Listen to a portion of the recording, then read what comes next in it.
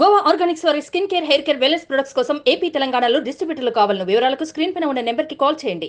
అంతా కలిసి ఉదయం కూలి పనికి వెళ్లారు. ఉదయం నుంచి సాయంత్రం వరకు రెక్కల కష్టం చేశారు. ఇంటికి వెళ్లి సేద తీరుతామని అనుకునేలోపు వారి బతుకులు తెల్లారిపోయాయి.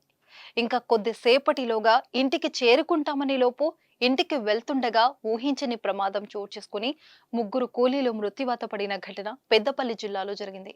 దీంతో ఒక్కసారిగా గ్రామంలో విషాద ఛాయలు అలుముకున్నాయి.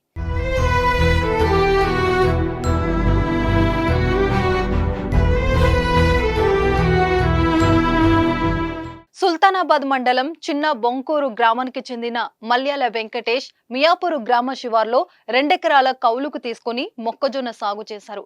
కంకుల పొట్టు తీయడానికి సొంత ట్రాక్టర్లో తన భార్యతో సహా గ్రామానికి చెందిన 8 మంది మహిళా కూలీలను తీసుకెళ్లారు.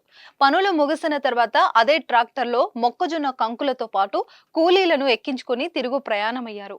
మార్గం మధ్యలో ట్రాక్టర్ అదుపు తప్పి SRSP D86 ఉపకాల్వ 33L కాల్వలో ప్రమాదవశాత్తు బోల్తపడింది.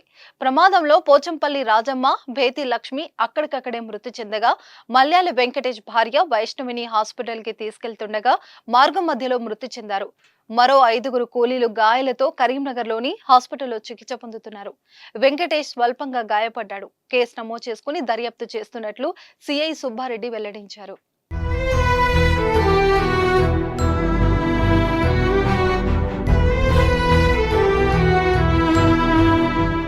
సుమన్ టీవీలో మీ పర్సనల్ అండ్ బిజినెస్ ప్రమోషన్స్ కోసం కింది నెంబర్కి కాంటాక్ట్ చేయండి.